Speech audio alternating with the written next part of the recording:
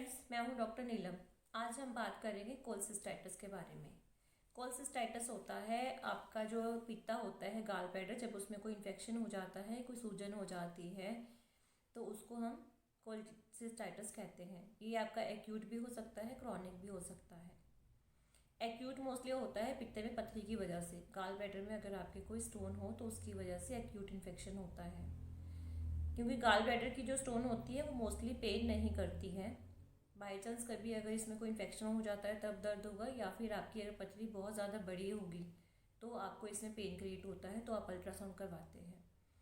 तो इसलिए जब आपको कभी कोई पेन उठता है या कोई इन्फेक्शन होता है पित्ते में तो आपको दर्द होगा राइट साइड पर, जो कि आपका पीछे पीठ में निकलेगा, या फिर कई बार ये ऊपर आपको राइट कंधे की तरफ को भी शूट करता है, ऊपर को जाता है दर्द आपका। तो फिर आप अल्ट्रासाउंड करवाते हैं तो उसमें आपका आता है कि आपको गाल ब्लैडर में स्टोन है और आपको जो है सिस्टाइटिस की प्रॉब्लम है, कोलसिस्टाइटिस की।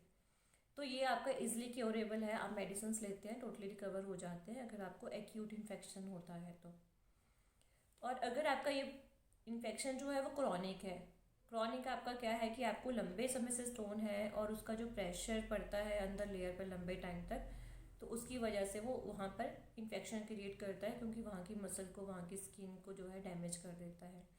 या फिर आपके स्टोन्स जैसे होते हैं वो मूव करते हैं आपके पोस्चर के साथ में। कुछ लोगों में जो स्टोन होता है वो हिलता नहीं है, एक ही पोजीशन में पड़ा रहता है, और कुछ पेशेंट्स में ये मूव करता है। जब मूव करते हैं स्टोन, सिंगल भी हो सकता है, मल्टीपल भी हो सकता है, उनके हिलने की वजह से आपके जो पित्ते के अंदर हैं वो स्क्रैच पड़ते हैं इंटरनल लेयर के में।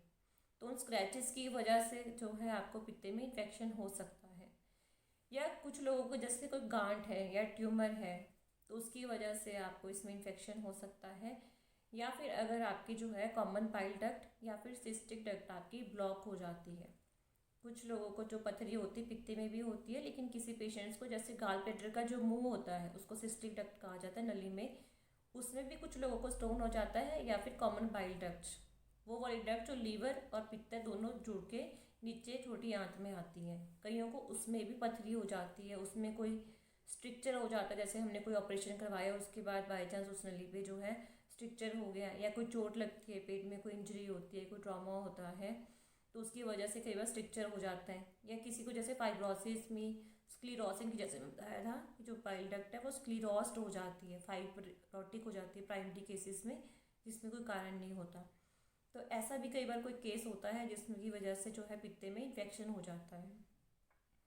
अगर पित्ते में आपको इन्फेक्शन थोड़े टाइम से बिल्कुल ठीक हो जाता है। अगर क्रॉनिक इन्फेक्शन है वो भी अगर आप स्टार्टिंग में अगर आप करोगे, मेडिसिन लेते हो, ट्रीटमेंट लेते हो, डाइट अपना लाइफस्टाइल ठीक करते हो तो बिल्कुल रिकवर हो जाता है। लेकिन अगर फिर भी ध्यान नहीं देते और कोई क्रॉनिक इन्फेक्शन बहुत लंबे टाइम तक चल रहा है और आप ध्यान नहीं दे रहे हैं तो जाके ये कॉम्प्लिकेशन क्रिएट करता है। कॉम्प्लिकेशन कैसे, जैसे कि अगर आपका मान लीजिए कॉमन बाइल डक्ट में कोई ऑब्स्ट्रक्शन हो रही है, कईयों को क्या होता है कुछ डक्ट ऑब्स्ट्रक्ट होती है, किसी की पूरी जो नली है पूरी ब्लॉक हो जाती है, कंप्लीट ऑब्स्ट्रक्शन होता है। तो ऐसे में जो है बाइल जो है छोटी आंत में नहीं जाएगा, बाइल जो है पीछे लीवर में इकट्ठा हो जाएगा और गॉल ब्लैडर में इकट्ठा हो जाएगा, जिसकी वजह से है जो फिर ऑब्स्ट्रक्टिव जॉन्डिस बन जाता है। ऑब्स्ट्रक्टिव जॉन्डिस होगा, उसमें आपका पीलिया जो है बहुत ज़्यादा जो है उसकी रेंज आएगी। अगर आपका गाल ब्लैडर स्टोन है सिंपल, उसमें इन्फेक्शन है तो जॉन्डिस बड़ा हुआ आए ऐसा ज़रूरी नहीं है। अगर आपका स्टोन जो आगे डक्ट में फंसा होगा, सिस्टिक डक्ट में, कॉमन बाइल डक्ट में, फिर आपका जो जॉन्डिस की रेशो है बहुत ज़्यादा बड़ी हुई आएगी, क्योंकि बाइल भी अगर एक्स्ट्रा टाइम तक जो है गाल ब्लैडर में स्टोर होगा, मतलब क्योंकि आगे सिस्टिक डक्ट में उसमें पथरी फंस गई, जो बाइल उसके अंदर था वो बाहर नहीं निकल पा रहा है, तो पड़ा पड़ा जो है उसमें इन्फेक्शन क्रिएट कर देता है गॉल ब्लैडर में।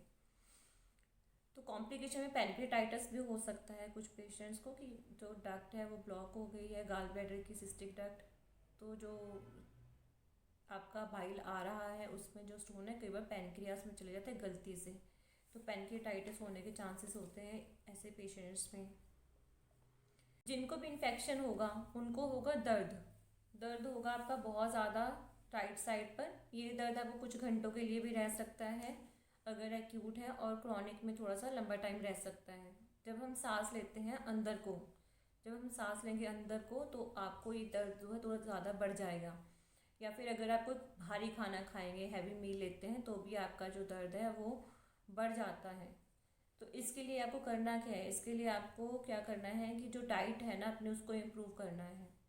हैवी डाइट आपको बिल्कुल भी नहीं लेना है, फ्राइड बिल्कुल नहीं लेना, फैटी बिल्कुल भी नहीं लेना, क्योंकि जो लोग मोटे हैं, जिनका है फैटी है लीवर, उनको भी चांसेस होते हैं कोलेस्ट्रॉल ज़्यादा होने के और पित्ते में इन्फेक्शन होने के। तो जो लोग फैटी हैं उनको वेट कम करना पड़ेगा, और फैटी डाइट तो बिल्कुल भी नहीं लेना है। ऑयली, फ्राइड, स्पाइस, और जो चीनी लेते हैं, चीनी का जो है डायरेक्ट रिलेशन होता है, जिनको चीनी जो लोग ज़्यादा खाते हैं उनको गॉल ब्लैडर स्टोन ज़्यादा बनते हैं। और शुगर पेशेंट में भी चांसेस रहते हैं कि अगर शुगर पेशेंट को गॉल स्टोन हुआ है, कोलेसिस्टाइटिस हुआ है, तो उसमें ये इन्फेक्शन जो है लंबा टाइम लगता है रिकवर होने में।